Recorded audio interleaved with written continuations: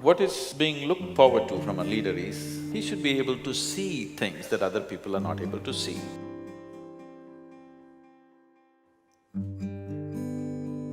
Leadership is not about you asserting yourself over somebody. It is about being able to harness everybody's aspirations and make it happen. What difference can you make in the world is no more in terms of charity. How innovative is your business? That's the business right now. The success, even in a business space, is about growth. How many people are you touching? How vast is your operations? This is the growth of a business, not necessarily how much gold have you kept.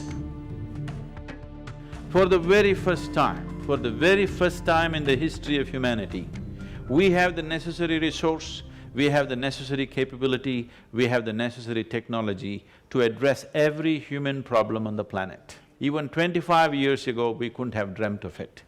But the only thing that is missing is consciousness.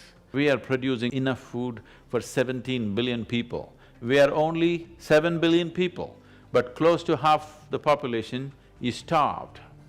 Not because resource is lacking, simply because consciousness is lacking. We are still thinking you versus me, we are not thinking we.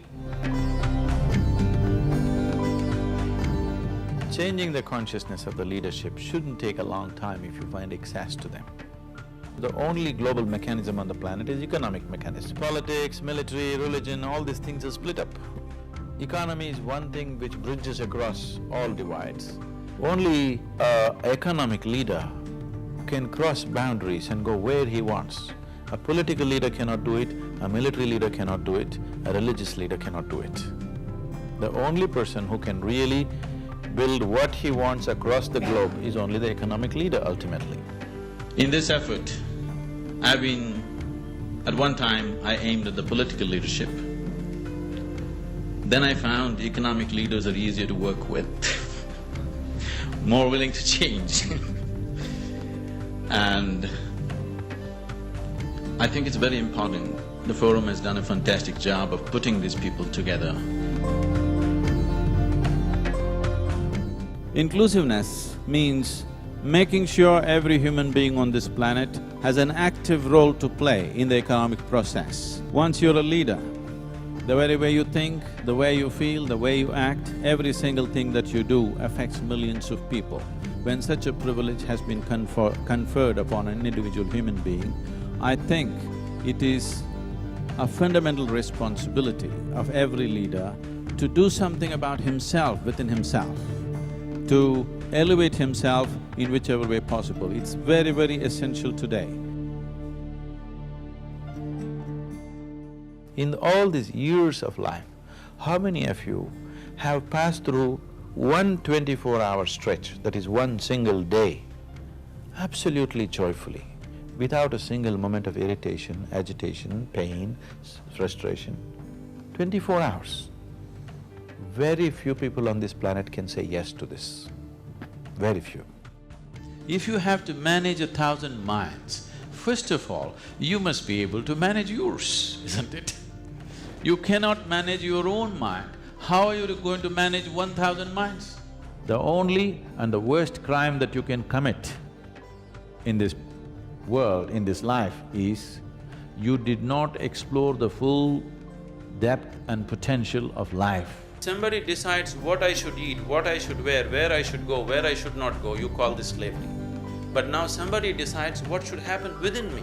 Is this not slavery? Anybody can make you go haywire any moment in your life. Yes, people can provoke you to lose your balance within yourself. So, if this doesn't change, your ability to master your destiny is very minimal.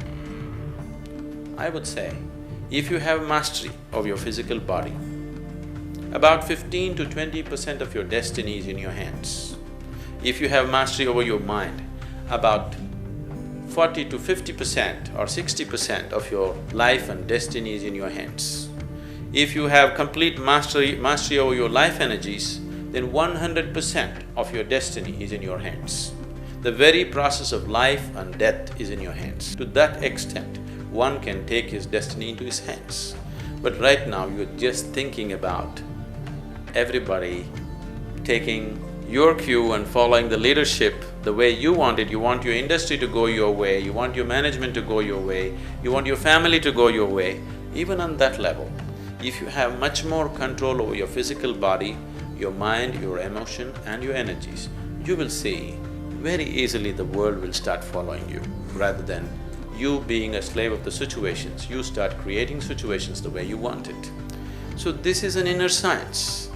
As there is an external science for external well-being, there's an inner science for inner well-being.